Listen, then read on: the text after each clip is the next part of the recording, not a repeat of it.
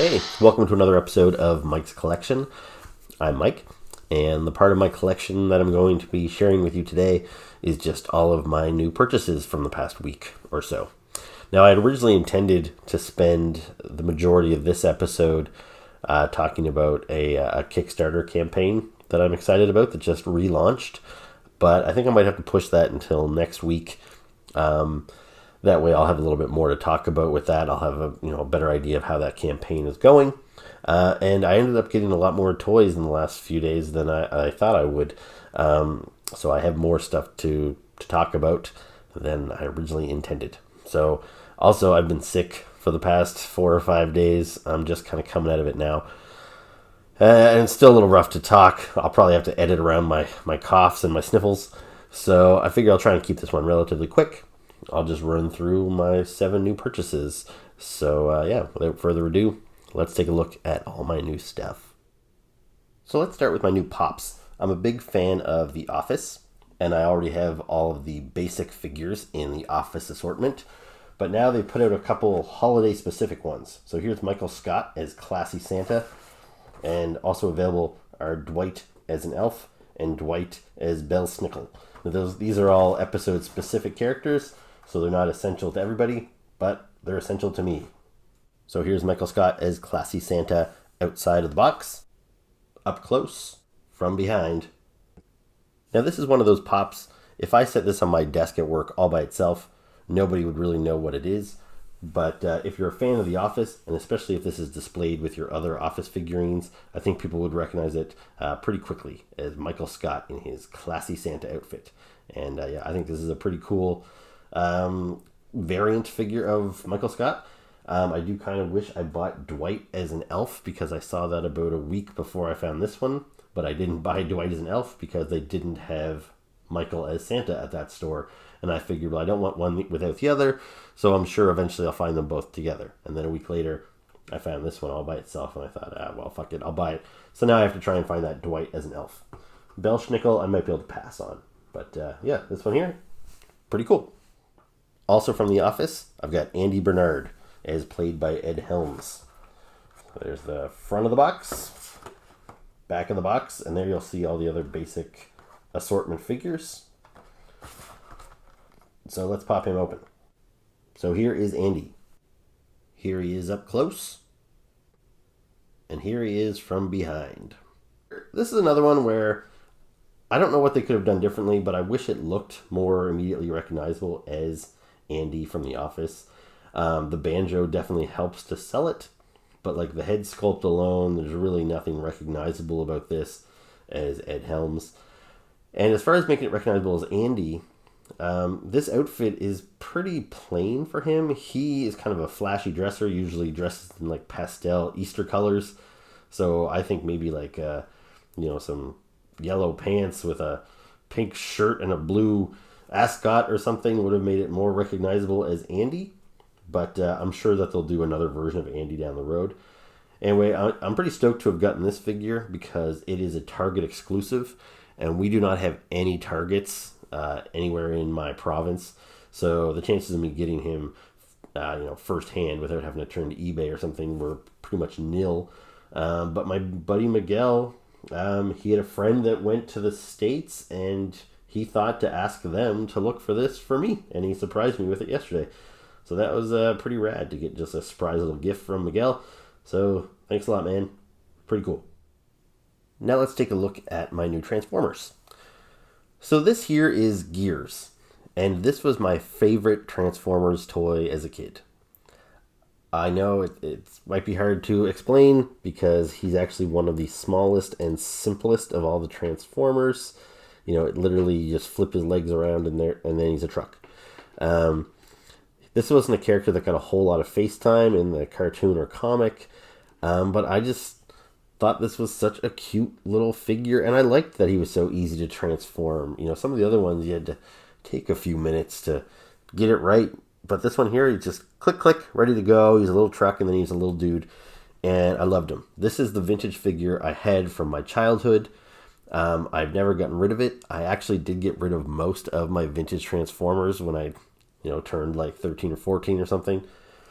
I kind of regret it, But I did keep like my 2 or 3 favorites, and Gears was one of them. This here is a modern version of Gears, just from maybe a couple of years ago. That was also produced by Hasbro, and I think it sucks.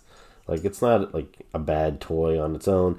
And the head, even though it's radically different from that head, this is actually closer to what Gears looked like in the cartoon and the comic books. But I just don't really care for this figure. It's not great, but it was pretty cheap. I think this was like a $12 figure. Fortunately, there are third-party companies out there that make these unlicensed Transformer figures. And this one here, I can't remember which company made it or what it's called, but this is a much better version of Gears than this one. It's just got a lot more. It's a little more more complex. It's just got a better sculpt, better colors. I just like everything about this one more than that one. But it's still not my preferred version of Gears.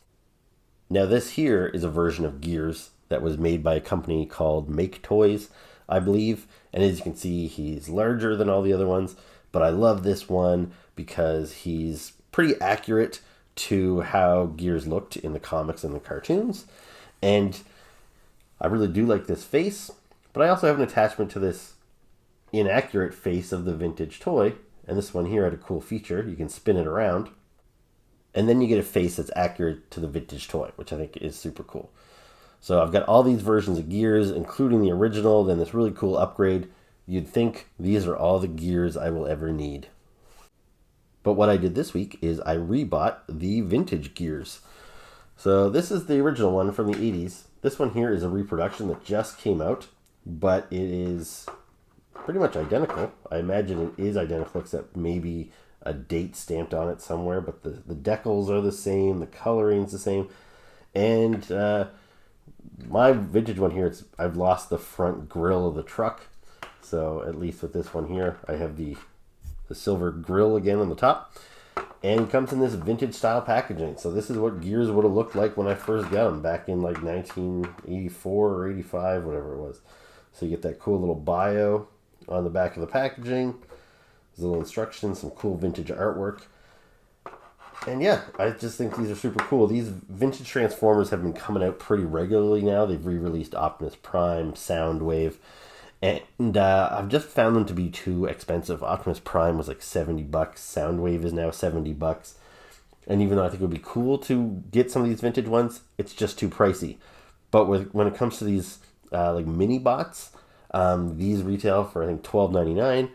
It's a reasonable amount to pay, and it's worth it just to get these cool little vintage packaging. They released the first wave of these last year, and I picked up a couple of them. You can see here I've got Bumblebee and Tailgate from Wave 1 pinned up for display. So after Wave 1, I was really hoping that they would get around to doing a second wave, which would include Gears, and sure enough they did. So here he is. I think this is great. I'm looking forward to pinning this guy up on the wall with the other ones. And my other new Transformer is Thundercracker from Transformers Siege. So here you see him in the box. Here's some cool painted artwork on the side. You can see his transformation on the back where he turns into this kind of weird triangular Cybertronian jet. So now let's take a look at him outside of the package. So here is Thundercracker outside of the packaging. Here he is from behind. And here he is up close. So you'll see here that this figure is a repaint of the Siege Starscream that was released earlier this year. They have all the same details from the front and all the same details from the back. Now it shouldn't be a surprise to anybody that Thundercracker is just a straight repaint of Starscream because that's all he's ever been. All of the Decepticon jets form a team called the Seekers, of which Starscream is the leader. And then identical repaints to Starscream are Thundercracker and Skywarp. And then you have the other three, which have the cone head style, which in the vintage toys were still the exact same. You just displayed their nose cones differently, so it pointed upwards on their head. And that was Dirge and Ramjet and my personal favorite, Thrust. Sup? So every time the Transformers get relaunched, they usually start with Starscream, and then they start repainting him to create all the rest of the Seekers. Prior to upgrading to this Siege version of Starscream, this Starscream figure here from the mid to late 2000s was my go-to Starscream figure. And this here is the repaint, which followed shortly afterwards for my Thundercracker.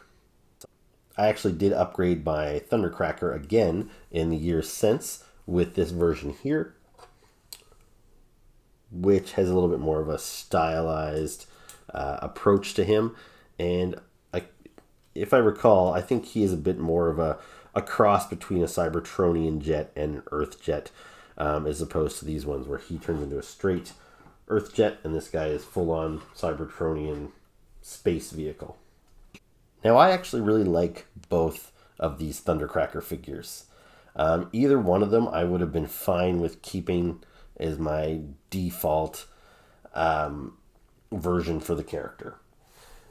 But when I upgraded Starscream to the Siege version, and he was substantially bigger than all of the other Seeker jets I had, I wondered, am I going to buy this same figure repainted over in 6 different colors? And I really wasn't sure if I would. Because, to be honest, even though I like a lot of things about this Starscream figure, there's a lot of things I don't care for. Like the side of his wings that's showing to camera here. I don't know if this detailing is supposed to be there to give it some sculpting detail, but it just kind of looks like the backside of an unfinished toy. Like the backside there, it's got some battle damage and that looks intentional. But this here just looks kind of sloppy and unfinished, like a model kit. And I just find he's lacking some paint apps to maybe bring it to life a little bit. This the gray that he's sculpted in feels a little flat. It was just a little hard for me to accept that this was the pinnacle of Starscream figures. I kind of assumed, you know what, I probably will end up getting a better one down the road. So do I really want to spend $40 a pop on repaints of this figure? Now, obviously, I did spend the extra $40 to get the repaint of Thundercracker here. Part of it was just an impulse buy. It was the first time I'd seen Thundercracker anywhere in stores. They only had one version of him there. And I got this a week ago. I've been into a couple of stores since. I haven't seen him anywhere else. So I am kind of glad I got him, because if I do decide that I want him down the road, he might have been really hard to track down. Also, this character, which I never had a personal attachment to Thundercracker growing up, because, like I said, Thrust was my favorite of the Seekers. One of the other few Transformers I saved from my childhood. But in the comics published by IDW, they really went a long way to establish Thundercracker as an interesting character with a unique personality. So that's another reason I decided to pick him up. Had this been Dirge or Ramjet, I might not have done so. But I do feel this figure suffers from the same problems that this Starscream does. It just feels a little unfinished to me. There seems to be a lot of empty space that they could have put some other paint apps on. Especially when compared to this version of Thundercracker from like 10 years ago. The wings are just cleaner surfaces. The silver has a nice sheen to it. I just overall think it's a nicer looking figure, even though it might not be as large and might not be as posable. I definitely think this figure has its advantages over this one. Now, finally, the last thing that really sealed the deal in making me buy this figure was that sneer on his face. And when I was in the store, if they didn't have Starscreams on the shelf, I might not have bought Thundercracker. But I picked up a Starscream, which I already had at home, and I wanted to see, is this the exact same figure top to bottom? And you'll see here on Starscream, he's got a very dour expression on his face, just a tight-lipped little mouth. And then you'll notice here on Thundercracker that he's got a smirk. And so it's not a complete repaint. They actually did give him a little bit of a unique face sculpt. And that was enough to say, okay, I'll shell out my $40. I like Thundercracker as a character, and that little smirk gives him that little bit of personality I needed. And Hasbro has since announced that their Siege line is coming to an end, so I don't have to worry about buying this same figure in all of the other color schemes. because they are continuing the Transformers line with a new series which is going to be based on Earth. So rather than the Siege figures, which were based on Cybertron and had all Cybertronian modes, the new figures coming out will be based on the vehicle modes from Earth. So kind of the standard F-14 jet that these guys were classically transformed into. And they are releasing another Starscream in the classic F-14 mode, and I imagine they will probably release another Thundercracker and possibly all the other Seekers as well. So who knows? Maybe I'll be getting another version of this guy yet.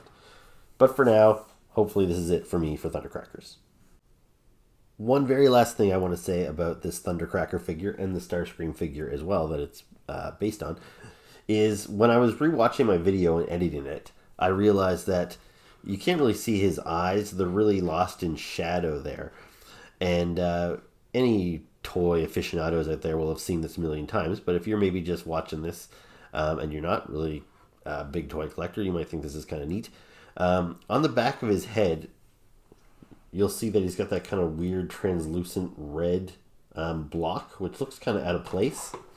Now, you don't notice it so much from the front, but the reason that's there, they call that light piping technology. And the first time I ever saw it used on an action figure was the Jawa figures in the 90s when they started re-releasing Star Wars figures. And it gives you a really cool effect.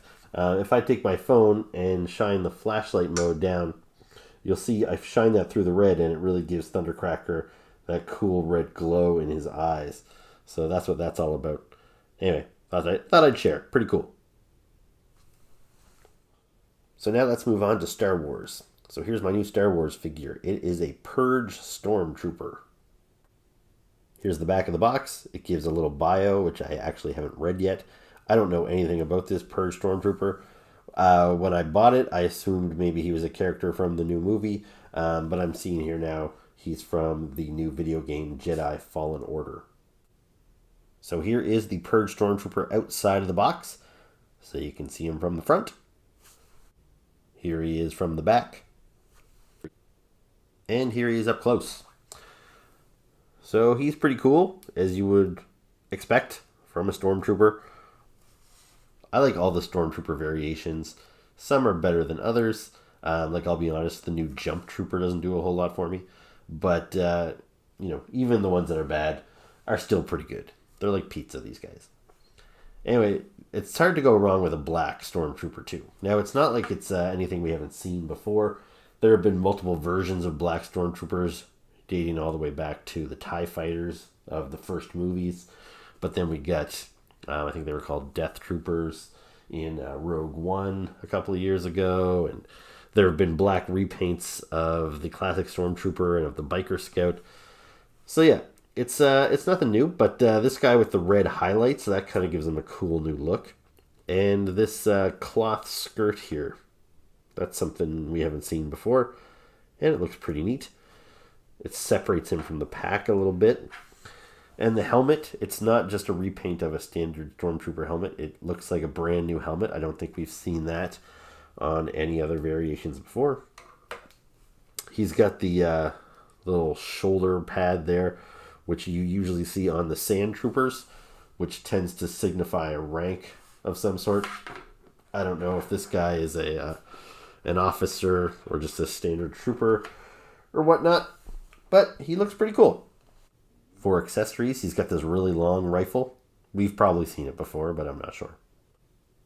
And he also has this pistol. We've probably seen it before, but I don't know. Articulation seems pretty standard for these Black Series figures. He's got the double jointed knees and elbows, which gives him a pretty good range of motion. Ball jointed on the shoulders, although his shoulder pads tend to hinder the movement a little bit. Same as his legs. Looks like he's got a decent amount of movement, but he's kind of stiff right now. He's got the torso joint, rocker ankle joints. His head it spins around, but he doesn't have a whole lot of give to look up or down. But overall, pretty cool addition to my Stormtrooper army. And the last thing I have to show you is a new Marvel Legend that came out. This was, I believe, a Walgreens exclusive, but up here in Canada, I'm able to get them from EB Games. So this is a member of the classic New Mutants team, and the New Mutants are like the teen X-Men, if you're not familiar with them. They later became X-Force. And this character here, so she's got Native American heritage, and her name is Dani Moonstar, and her superhero name is Mirage. I'm not sure why they didn't bother to go with that, but yeah, they called her Dani Moonstar on the packaging. And she's a character that not too many people are probably familiar with. And she's never really had an iconic costume. This here is the standard X-Men training outfit, which the New Mutants all wore in their early days.